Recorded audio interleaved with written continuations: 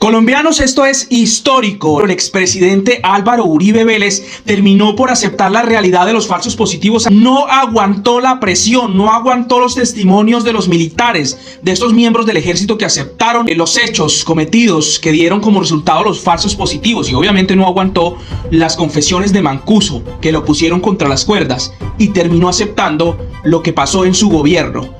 Ojo, usted, querido amigo que defiende a Uribe, usted que se hace, mejor dicho, joder por Uribe, que amenaza a otros, que se va a los golpes con otros porque critican a Álvaro Uribe Vélez, lo invito a que no lo siga haciendo. O sea, los políticos tienen su rabo de paja. En el caso nuestro, si algunos nos señalan de que ay, que usted ama a Petro, que no sé qué, tratamos de hacer ver lo bueno de este gobierno que está iniciando, que el día que se evidencie sus embarradas, pues ese día hay que criticarlo. Los como colombianos, ¿por qué jodernos por un político? Esa es la realidad. Pero eso era lo que lo mantenía como uno de los grandes presidentes de Colombia, lo de la seguridad democrática, que se evidencia que con lo de los falsos positivos pues fue un fracaso, ¿sí? Porque murieron muchos a costa de la seguridad de otros. Eso no es ningún éxito. Pero ¿qué pasó? Ojo a este video que les voy a mostrar. En el 2010, cuando Álvaro Uribe Vélez entregó la presidencia, ¿qué fue lo que pasó? O sea, ¿qué país dejó? Por bien que nos vaya en seguridad democrática, no podemos ignorar que en nuestro país hay crisis en muchos campos y que quien llegue aquí a la Casa de Nariño el próximo 7 de agosto deberá traer un salvavidas muy grande porque somos el país más desigual de América Latina con un 0.58 de índice Gini, que es el que mide las desigualdades económicas de los países. La pobreza supera el 45%, el desempleo es superior al 12%, es el más alto de América Latina.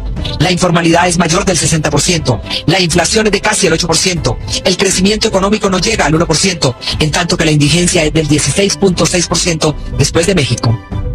En nuestro país la riqueza está concentrada en solo el 10% de la población. Y según un informe del PNUD, pasamos del puesto 49 al puesto 77, es decir, ya nos estamos pareciendo a países como Kenia y como Haití. Nuestro crecimiento económico no ha logrado ni siquiera un dígito. Los más liberales auguraron el año anterior un crecimiento del 2.4 y estamos en 0.4. Otros garantizan un crecimiento del 2% para este año, el cual está por verse. Además, en los últimos 8 años, el presupuesto nacional se duplicó y programas como Agroingreso Seguro y Familias en Acción fueron a parar a los bolsillos de quienes menos los necesitaban. Fueron programas diseñados para combatir el hambre y la pobreza. De los casi 44 millones de colombianos, solo 8 trabajan por cuenta propia, en tanto 7 millones más están desempleados y lo peor, sin esperanza de un trabajo. El problema estructural de la pobreza no ha sido resuelto. Nadie se conduele de este enfermo terminal. Esto en cuanto hace a la política interna, porque en la externa la situación anda de mal en peor. Aquí la política internacional se maneja en blanco y negro. Nada hace presumir que con Venezuela las cosas van a mejorar y en cuanto hace al Ecuador cada día la situación es más crítica. En materia económica los tratados de libre comercio con Canadá y con Estados Unidos quedan a la deriva. El déficit fiscal es el más alto de América Latina.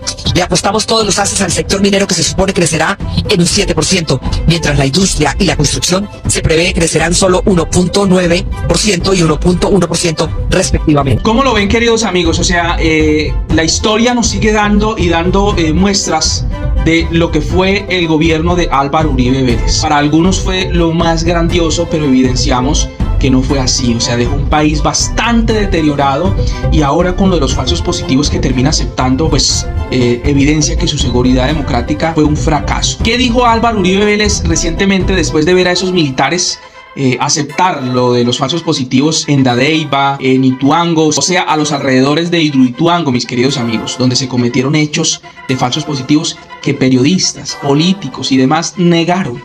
Pues Uribe dijo, duele y mortifica que hubieran negado falsos positivos. O sea, hipocresía al 100 porque él también los negó. Les creímos y ahora los aceptan. Incluso la fundación de Ervin Hoyos, que en paz descanse, defendió un caso en Dadeiva anterior a mi gobierno y apoyamos esa defensa. Los cometidos durante mi gobierno mancharon la seguridad democrática que bastante sirvió al país. O sea, ahí, mis queridos amigos, se evidencia que acepta que se cometieron en su gobierno estos hechos y que esa seguridad democrática pues terminó fracasando por eso, porque este señor venía diciendo por años, los miembros del Centro Democrático, muchos seguidores de Uribe, que lo de los falsos positivos era un invento, eran falsas noticias, esa era la narrativa. sin importarle el dolor de las víctimas. Y continúa diciendo: cualquiera de estos delitos es grave sin que importe el número ni los casos de falsas acusaciones. Mi afectación es mayor por mi inmenso cariño a los soldados y policías de Colombia. Este señor, con hipocresía y todo, termina aceptando que en su gobierno existieron los falsos positivos y que eso manchó la seguridad democrática. Así que hay gente que le escribe a uno, lo amenaza, que eso fue falso, que la seguridad democrática fue lo mejor, que eso de los falsos positivos era mentira y que no sé qué más. Ahora los miembros de la fuerza pública en las audiencias ante la JEP pues cuentan, narran unas historias, pues unas realidades terribles, muy tristes. Miremos qué dijeron algunos de ellos, donde hablan de Mario Montoya, que fue jefe de seguridad de Álvaro Uribe Vélez y máximo comandante de las fuerzas militares, en este caso del ejército, y que fue uno de los que con Uribe impulsaron pues esta política. Fue sistemático, no fueron manzanas podridas, queda en evidencia, los mismos militares lo dijeron.